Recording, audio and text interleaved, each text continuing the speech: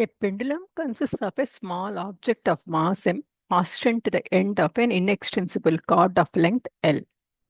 Initially, the pendulum is drawn aside through an angle of 60 degrees with the vertical and held by a horizontal string as shown in the diagram above. The string is bound so that the pendulum is released to swing to and fro. In the space below, draw a force diagram identifying all of the forces acting on the object while it is held by the string. Determine the tension in the cord before the string is burned. Show that the cord strong enough to support the object before the string is burned is also strong enough to support the object as it passes through the bottom of its string. The motion of the pendulum after the string is burned is periodic. Is it also simple harmonic? Why or why not? Okay. The first question is, we have to draw the free body diagram for the bob. This mass is called bob actually in a simple pendulum. Simple pendulum is an arrangement where a metal bob, we call it as a mass m, that mass m as the bob we call in the simple pendulum, hanging from a support connected by an inextensible string. Okay, so here the bob is connected to another support by a string, another string. Okay, two strings. One is the simple string, which is making the bob to hang from the stand, and another string is attached to another support. Okay, so this is the horizontal string. Let it be the tension T2 and this be tension T1, and then the FG is acting downwards. So at this point, we have to draw the free body diagram. So I have drawn the free body diagram here. This is for the answer for the A bit. Okay. Instead of drawing here, I have drawn here. Okay. So F tension 1 is acting upwards this side, and F tension 2 acts towards the support, and then gravity acts downwards. Okay, that is the thing. Next, we have to find out the tension in the cord before the string is burned. Next, what happens? They are burning the horizontal string so that the pendulum makes the oscillations. Okay, so before burning the string, we have to find out the tension in the cord. Okay. So here, what are the forces acting? Fy is equal to, here, the F tension 1 is acting at an angle. So we have the two components. One component is, here I will show you the components. One is acting upwards, okay, and another one is horizontal direction, okay. These are the two component, horizontal component and vertical component of F tension 1. Am I right? So this is Ft1y, okay, and this is Ft1x, okay. And then Ft1x is balanced by Ft2, and Ft1y, here we have to find out what is Ft1y, and then Ft1y is balanced by Fg. So Ft1y is, because this is 60, so this is also 60. Therefore, this is what is the adjacent component. For example, if you see, this is the adjacent side, So adjacent side means the cos. Okay. So Ft1y is the Ft1 cos theta. Okay. Just this one, whatever it is convenient for you, to imagine. This is a right angle triangle. Suppose if I extend the line to this one, this is a right angle triangle. So if this is the right angle triangle, the adjacent side is cos theta. Am I right? So this is Ft1 cos theta. Fty is equal, Ft1y is equal to Ft1 cos theta. Okay. So Ft1 cos theta is balanced by Fg. So Fg is nothing but mg. That same thing I wrote here. Ft1 cos theta is equal to mg, or Ft1 is equal to mg by cos theta. And theta is 60 degrees and cos 60 is equal to half. Therefore, Ft1 is equal to 2 mg. Okay. Next, C bit. Show that the cord strong enough to support the object before the string is burned is also strong enough to support the object as it passes through the bottom of the string. Okay. Now the string is burned. Therefore, the bob starts moving from this point and then crosses the equilibrium position and goes to the other end. Okay. Now we have to calculate the tension in the string, so that if we calculate the tension in the string, if the tension in the string is the same as the tension in at this point, then it will support the bob even after burning the other string. As of now, it is supported by two strings. Now, after burning the horizontal string, it will come down, and then we have to show that the tension in the string is same as that of the tension right now. Okay, so that the string can balance, the string can support the bob. Okay, so for that, what I do is I will write first the equation. So Ft1 at this point at the bottom, what are the forces acting? Suppose if you take this one, I'll show you again. This is the line. Am I right? This is the string. And then here is your bob. Okay. So what are the forces acting here? One is the Fg acting downwards. And then another one is F tension. Am I right? This is the direction of F tension. And then the centripetal force is acting upwards, no, because towards the center. If it makes a circle, okay, when it makes the circle, here up to this one means semicircle, am I right? And then comes back. So semicircle means the force is acting towards the center. Okay, so Ft minus Fg is equal to Fc. Am I right? Here, because this is the tension one, only, we are taking this as the string one and this as the string two. So Ft1 is equal to Fg or Mg. Ft1 minus Fg is equal to Fc. Am I right? So the net force acting, we have to write the net force. So Ft1 minus Fg is equal to Fc. We know Fc is equal to mv square over r. Am I right? Because this is the centripetal force.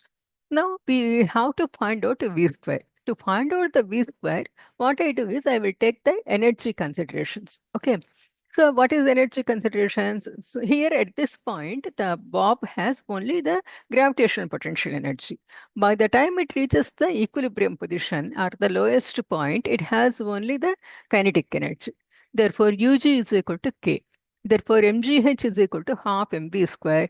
Therefore, V square is equal to mg 2gh. V square is equal to 2gh. Okay. Now I have to find out what is h. To find out the h, I use the geometry of the figure. Okay. Here is the geometry of the figure. By the time it is here, this position I am talking about. So it is at a height of h from the bottom. Am I right? This is the bottom. And then from the bottom, it is at a height of h. And therefore, this length is L minus h. Am I right? The total length is L. Agree? The full length here to here is L. Therefore, this length is L minus h.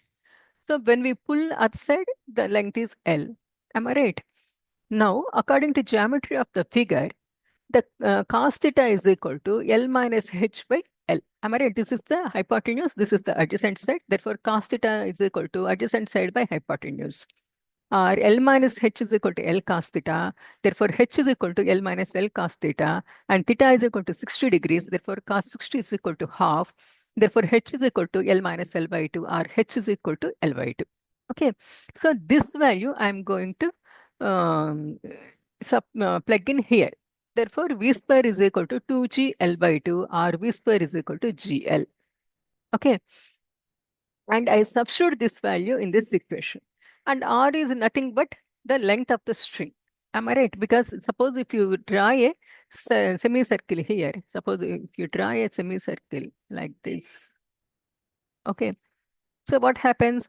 This becomes the center of the circle, and this becomes the radius. Am I right? So whatever it may be, it is the radius. What is the radius here? L, no? So R is equal to L. Therefore, we have the left hand side. What is left hand side? Left hand side is Ft1 minus Fg. Ft1 is equal to 2mg. Here we already found out. Okay, 2mg minus mg is equal to mv square over r, or mg is equal to mg L by L, or mg is equal to mg. That means left hand side is equal to right hand side.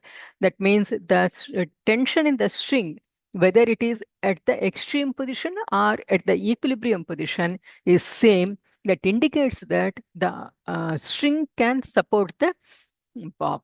That is what he is asking. Show that the cord is strong enough to support the object before the string is burned. That means the tension at this point is also strong enough to support the object as it passes through the bottom of the string.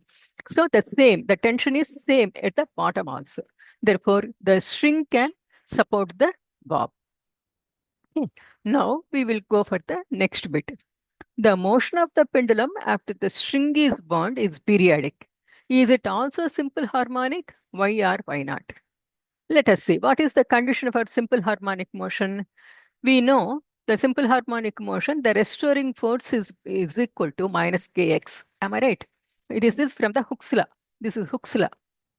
I hope you all know the Hooke's law. Here, if you don't know, I will explain here. Here you see this one. This is a simple pendulum. What happens to simple pendulum when we pull the simple pendulum from equilibrium position to the extreme position? It will be here, no?